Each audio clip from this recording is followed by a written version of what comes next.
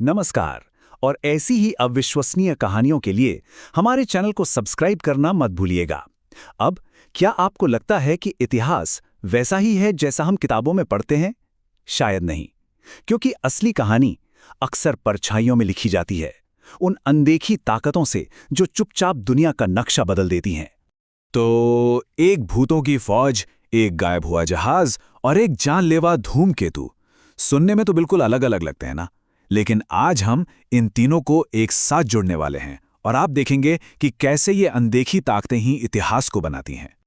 और यही वो धागा है जो इन तीनों कहानियों को एक साथ पिरोता है। हर कहानी एक ऐसी शक्तिशाली छिपी हुई ताकत के बारे में है जिसका असर बहुत बड़ा था, लेकिन उसे दुनिया की नजरों से छिपा कर रखा गया। तो चलिए शुरू करते हैं हमारी पहली कहानी से। ये हमें ले जाती है 1971 के भारत-पाकिस्तान युद्ध के अंधेरे में, एक ऐसे मिशन पर जो कागजों पर, आधिकारिक तौर पर कभी हुआ ही नहीं। 3000 ये कोई मामूली संख्या नहीं थी।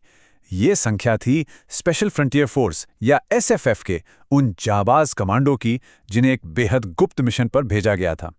ये वो लोग थे जिनके पास कोई देश नहीं था, पर लड़ने का जज्बा था।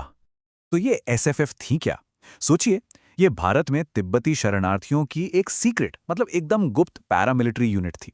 इन्हें पहले सीआईए और फिर भारत की रॉ ने ट्रेन किया था, और इनका मकसद था पहाड़ी इलाकों में दुश्मन के छक्के छुड़ाना। ये एक तरह से घोस्ट आर्मी थी। और इनकी कमान भी ब्रिगेडियर सुजान सिंह उबान के हाथ में। पहाड़ी लड़ाई के ऐसे माहिर कि उनका आत्मविश्वास देखिए। उन्होंने कहा था, बस एक इशारा कर दीजिए, मैं दुश्मन को ऐसा घेरूंगा कि वो फिर कभी उठ नहीं पाएगा। और उन्हें एक लगभग नामुमकिन मिशन दिया गया था। और फिर शुरू हुआ ऑपरेशन ईगल।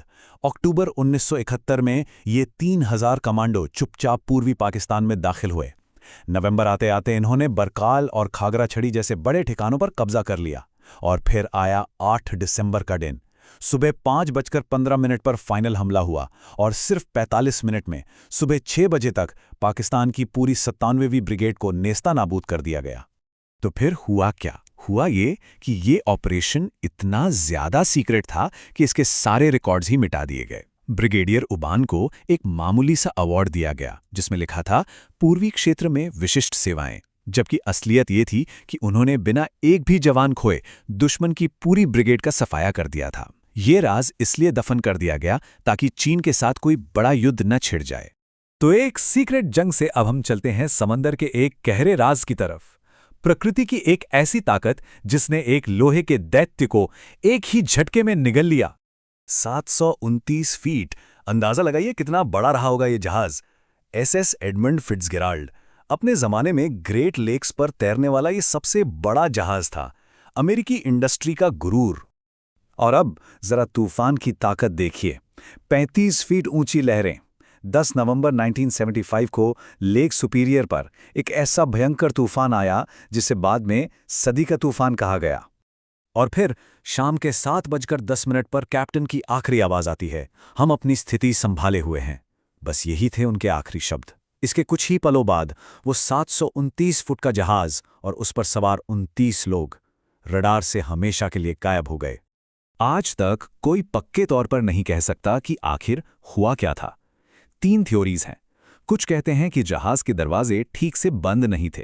कुछ का मानना है कि वो किसी चट्टान से टकरा गया। और मॉडर्न साइंस कहती है कि शायद एक विशाल अचानक आई रोग वेव ने जहाज को 2 टुकड़ों में तोड़ दिया। और जानते हैं सबसे दिल दहलाने वाली बात क्या है? उस जहाज का मलबा तो मिला, लेकिन वो अब एक आधिकारिक अंडर वाटर ग्रेव है। 29 क्रू मेंबर्स में से किसी की भी बॉडी आज तक नहीं मिली। वो झील अपने राज और अपने अंदर समाये लोगों को कभी बाहर नहीं आने देती। यही है प्रकृति की ताकत। तो हमने इंसान की ताकत देखी, प्रकृति का कहर देखा। अब बात करते हैं सबसे बड़ी परम अनदेखी ताकत की, एक ऐसे कॉस्मिक हत्यारे की जिसने पूरी दुनिया का ही अंत कर दिया। दशकों से हम यही मानते आए कि डायनासोर की मौत का जिम्मेदार मंगल और बृहस्पति के बीच भटकने वाला एक आम सा एस्टेरॉयड था, लेकिन चिक्सुलब क्रेटर से मिले नए सबूत एक नए और कहीं ज्यादा रहस्यमयी मुजरिम की ओर इशारा करते हैं। हमारे सोलर सिस्टम के सबसे ठंडे अंधेरे कोने से आया एक धूमकेतु। और इसकी कहानी तो किसी फिल्म जैसी है। सोचिए, हमारे सोलर सिस्टम के बाहरी किनारे पर एक विशाल धूमकेतु अपनी कक्षा से भटक गया। जुपिटर, जिसे हम पृथ्वी का रक्षक मानते हैं, उसने उसे अपनी ग्रेविटी से खींचकर एक गुलेल की तरह सूरज की तरफ फेंक दिया।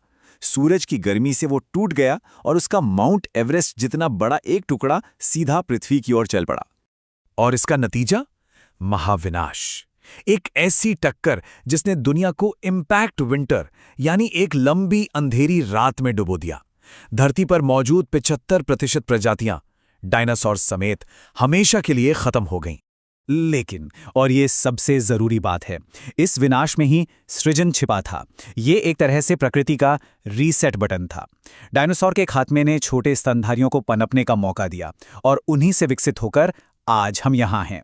मतलब एक दुनिया का अंत हमारी दुनिया की शुरुआत बना। तो अब इन तीनों कहानियों को एक साथ देखते हैं।